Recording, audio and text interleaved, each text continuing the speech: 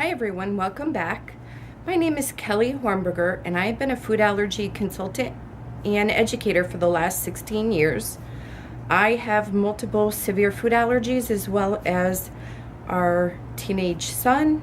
He and I both deal with eosinophilic esophagitis and EGIDS, which is another illness that correlates with food allergies. And I also have a daughter who is in her teens who has mild food allergy. She only has 4. So I have 21, our son is 17, and our daughter is 4. So as you can tell, we have lived the last 16 years eating, breathing, and sleeping food allergies. So today I'm going to talk to you about Food and Symptom Diaries. In the food allergy world, we utilize an Elimination Challenge Protocol in diagnosing food allergies. We use that, the elimination diet is to pull out as many food allergens as we can. And then the challenge portion is where we do oral food trials. And by doing this, we're able to find out what food allergies you have. And they very likely could be the reason why you're dealing with chronic illnesses in your life or for your child. Also remember that our children do not just spontaneously end up with food allergies. It's a genetic condition that's passed down from one or both of the parents. I know there's a lot of you out there who may not believe that's true or haven't heard it, or you might be saying, if I knew I had food allergies, I'd know by now.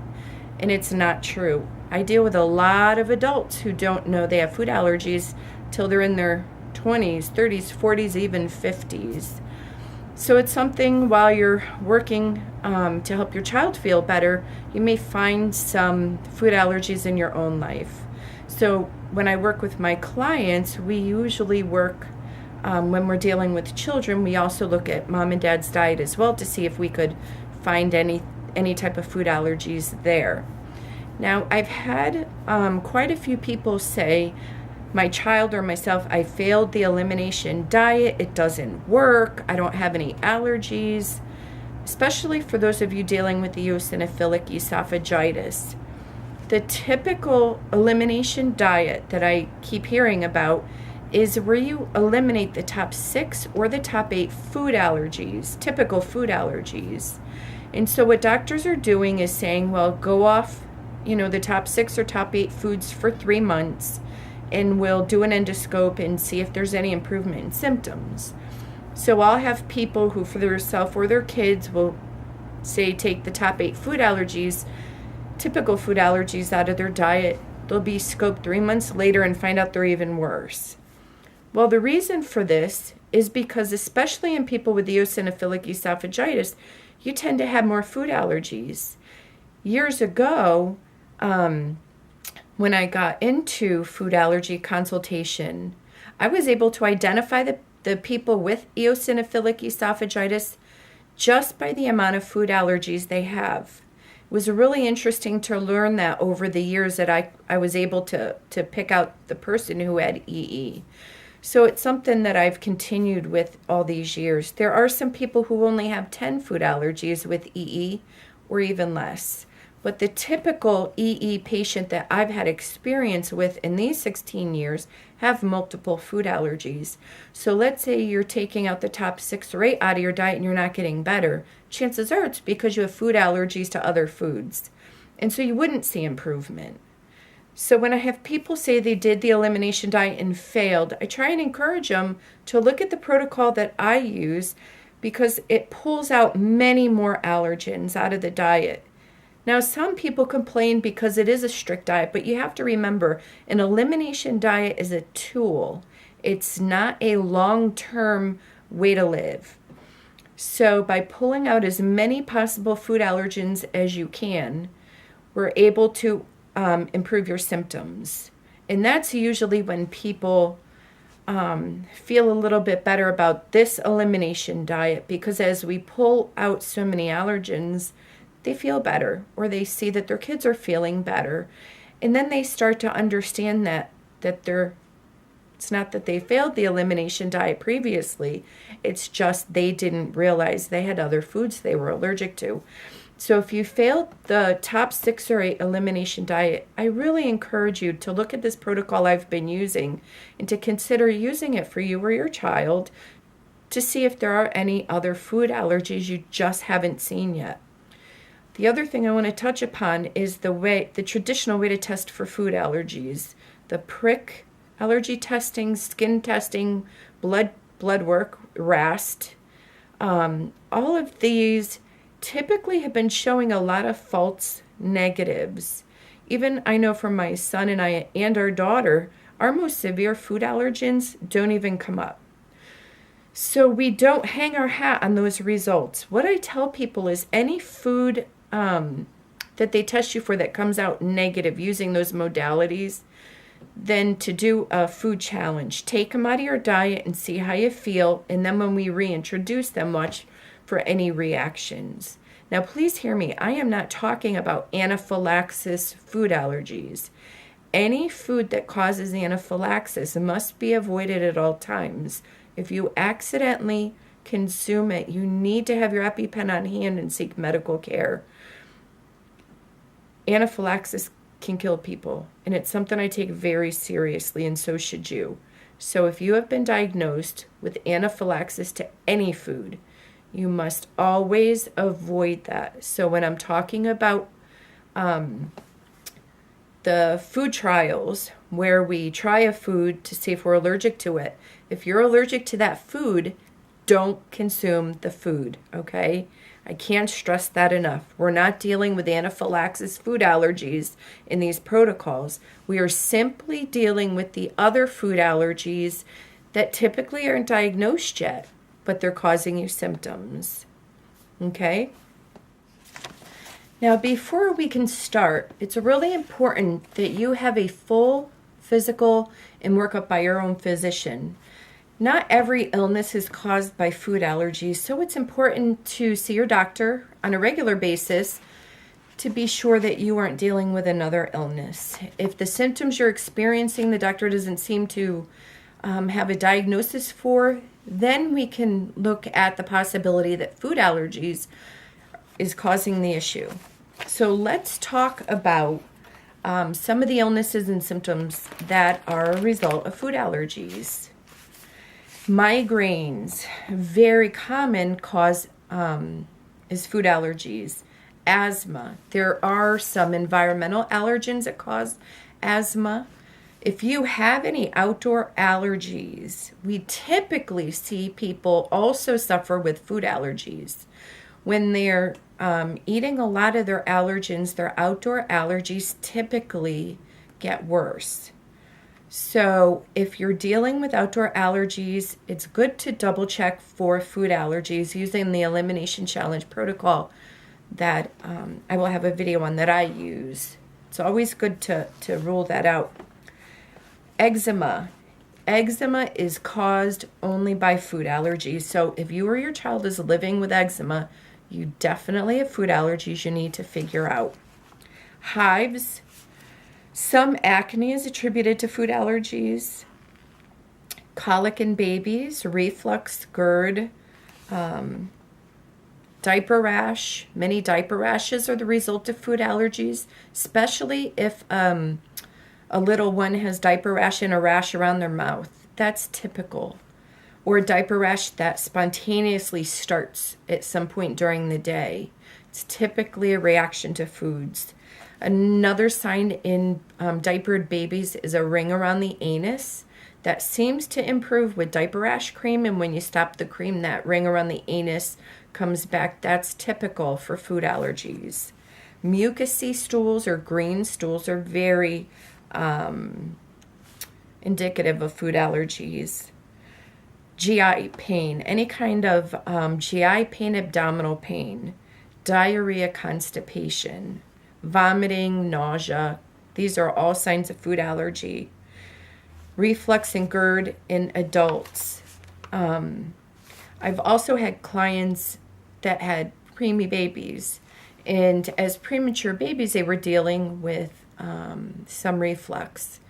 And the doctors typically say, well, it's because the baby's premature, their system hasn't gotten itself all together yet. But then when the baby's 4, 5, 6 months old, they're still dealing with it. We always look at food allergies. Typically, we remove that particular formula. We'll swap out to a more hypoallergenic formula and the symptoms improve. So if you have a child that's dealing with reflux in infancy, it's something to look into. As I mentioned before, eosinophilic esophagitis and EGID are also related with food allergies. Endometriosis in women. Women with endometriosis have food allergies. Endo is an autoimmune disease, and in 16 years of treating with women with endo, I have yet to find a patient without food allergies. Neurological tics can be worsened with food allergies. So by diagnosing the allergens, we can improve the amount of tics a child or adult is having. It doesn't mean that Tourette's is caused by food allergies, but we find people with neurological tics may very well have food allergies. So it's worth looking into. Children with severe food allergies can have delayed speech. I know our son did not begin speaking till he was about 2.5, closer to 3. Autism. Autism is not caused by food allergies, but we're finding that many children dealing with autism do have food allergies. So it's important that if you have a child with autism, that you look at food allergies in their life. Depression and anxiety, while it's not completely the result of food allergies, we do look into food allergies because people who are eating food allergens can have anxiety and depression. And to share a personal story, I had given our daughter a new vitamin I bought at the health food store. And she had taken one, she had a volleyball tournament for that whole day, and she had taken one in the morning with breakfast. About an hour later, she began sobbing uncontrollably. She had no idea what caused it. She's never dealt with anxiety, depression, or sadness in this way before, and all she could do was cry. And this isn't the first year she's played volleyball, so we know that beyond a few butterflies, that really wasn't a concern of hers. So after a nap, she woke up, we thought she was better, and it started all over again. And she cried on and off all day, and she was more alarmed because she had no idea what could have caused this. I suspected it was that one vitamin she took, and I knew that right away. So the next morning, it continued all day and evening. The next morning she woke up, and the first thing out of her mouth was, "I will never take that vitamin again." She was 100% better, and she has never had an experience like that again.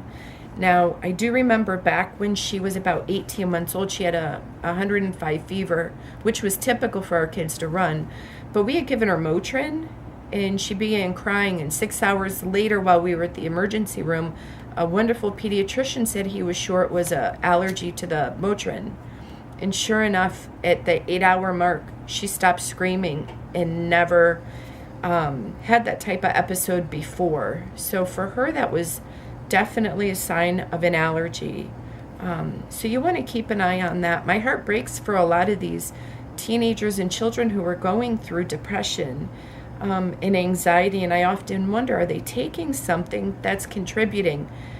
A pill this size from the health food store that had very little allergens in it was enough to completely melt our teenage daughters. So you can only imagine a child who is dealing with depression or sadness and taking a vitamin or a medication or a supplement, and it's just getting worse. So I encourage anyone dealing with this type of thing in a child with food allergies just to evaluate the products you use in the off chance that your child is reacting to this medication. So do call your doctor. Some medications used to treat these illnesses you can't just stop. You have to be weaned off. So do not change any medications without speaking to your doctor, but do take the product, the drug or supplement into your doctor and talk to them about it. In kids, failure to thrive is typically indicative of food allergies when there's no other disease process going on.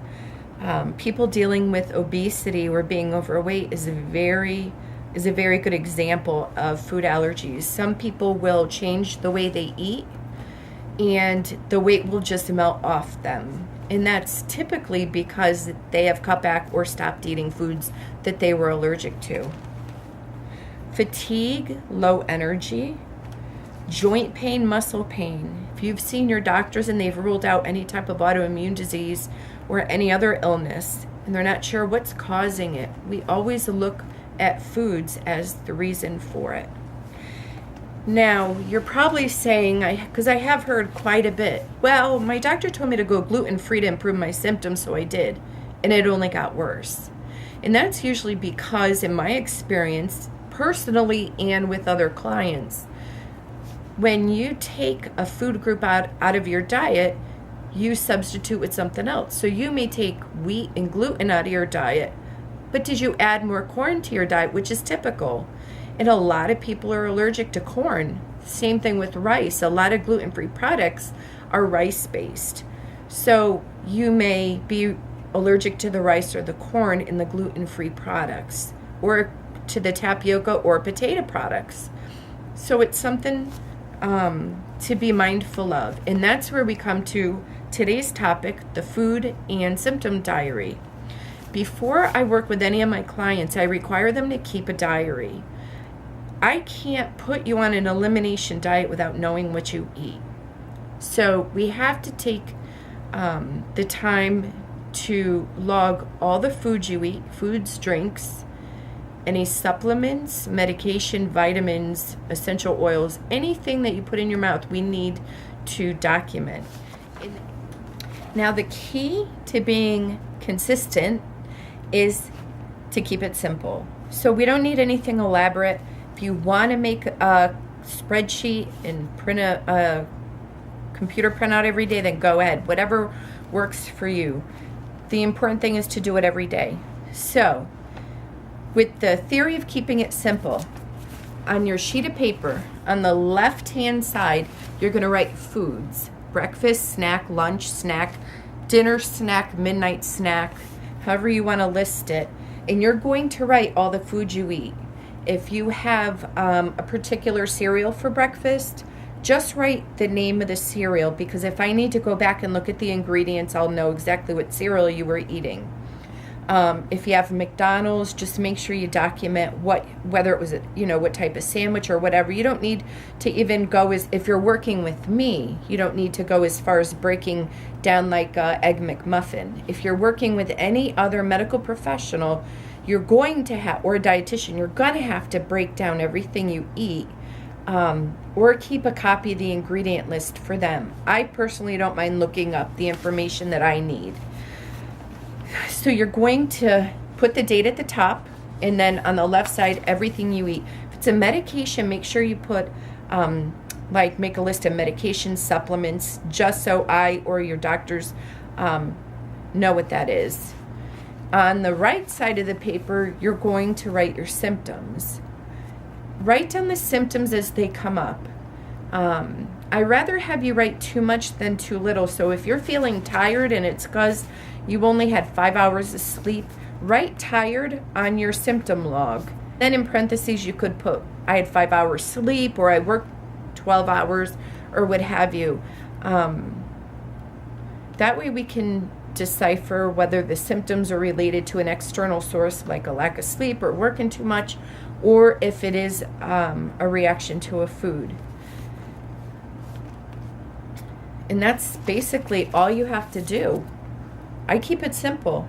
I find that if the more elaborate we have to be, the less likely you're going to do it. So that's about all we need to do. Now, as far as symptoms, you're going to write down the symptoms and illnesses I had read earlier. You can jot those down. And some other symptoms you may find is, especially kids, we see this, red ears, nose, or cheeks after they eat is very indicative of food allergies. Dark circles under the eyes are typically a sign of food allergies. Temper tantrums, even if you have a 2-year-old in the terrible twos, write that down, because it can be a sign of food allergies. So it's better to write too much than not enough. If you're dealing with infertility, put that down under symptoms, or any other illness you're dealing with, whether or not it's related to food allergies. We found that infertility can sometimes be caused by food allergies. I dealt with secondary infertility, and when my doctor diagnosed my food allergies and I stopped eating them, I became pregnant. And I went on to work with other women who also dealt with food allergies, and 11 other women were able to have their miracle children. Now, I can't say all women who've miscarried or aren't able to get pregnant are dealing with food allergies, but in my experience, that's been the cause. So it's something you should definitely look into. In the women that I counseled, they've spent thousands and thousands of dollars on IVF, IUI. They saw some top fertility doctors, yet no one looks at the possibility that a food allergy can cause infertility or contribute to infertility. So when I hear women who are dealing with infertility, I offer my help in evaluating them to see if it is something that we can treat and look at. So any kind of illness that you're dealing with, I just want you to document it as a symptom so I know what you're dealing with in the medical realm. All right, now listen. Now that you're going to keep your food and symptom diary, it's not the time to go on a health food kick. All right? If you're doing your food diary for me or for another doctor, nurse, dietitian, whoever, we need you to be honest with the way you eat. Or if it's for your child, the way your child eats. Some people get concerned when we ask them to do a food diary because they think we're going to judge them or we're going to be critical or condemning because of what you're eating or what you're feeding your child. That's not the purpose of a food diary, at least for what I do. It's important that you're honest because I can't put you on an elimination diet without knowing what you're eating. So eat the way you've been eating the last couple of months. Unless you know if food is making you sick, then obviously don't eat it. But if you do know of foods that bother you or give you any kind of symptoms, write that down so I know.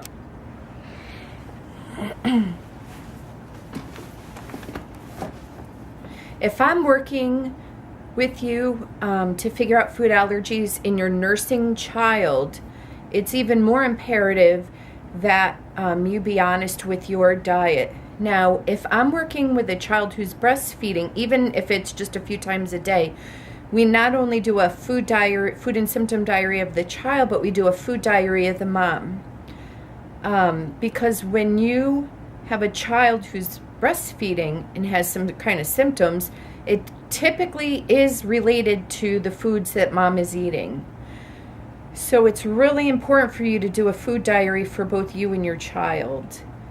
So if you are having a coffee every morning, that's important to document. Especially when we get into the food challenge, we put mom on the elimination diet because we see improvements in the child. So it's really important that you are documenting every food and drink, medication, and supplement that you're taking as well. I can't express that enough. So remember, now's not the time to go on any special diets. No one's condemning you. No one's judging you. If you eat at McDonald's every day, that's what you do. When we get into the elimination diet, you might have some challenges to sticking with that diet, but I will work with you on that and we'll do the best we can. So the most important thing is you write down every day all the foods you eat, all the symptoms you have in your notebook or journal, and we'll go from there. All right, guys, you've hung in for probably almost a half hour at this point, so I want to thank you. I'm going to end every video sharing my favorite foods that are allergy-free for us. The first is Tinkiata. They make brown rice pasta. This is spaghetti. They make fettuccine and like a ziti, lasagna, spirals, elbows. It's delicious. Don't worry about overcooking it. It doesn't get gummy. Most people that try it don't even know they're eating brown rice pasta. They think it's regular semolina or wheat pasta at my house. So delicious. Check that out. Let me know what you think about it. And I don't get paid to share these foods with you. They're all my choosing. Organic Imagine chicken broth. I buy this by the case, and we get 10% off at our health food stores. So check it out at your store. They also have veggie broth that I buy by the case, and also beef broth. Very delicious, full-bodied taste. Yeah, absolutely the best one on the market in my opinion, so check it out. Leave a comment below if you have any comments or questions. If you have upcoming video ideas, leave that below as well.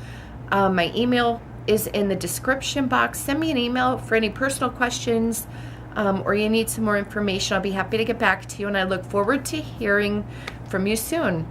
Click the subscribe button so you're notified as soon as I upload my new video, which should be in the next couple of days. So thanks again for hanging in there. I hope you learned a lot, and I'll talk to you soon. Take care. Bye-bye.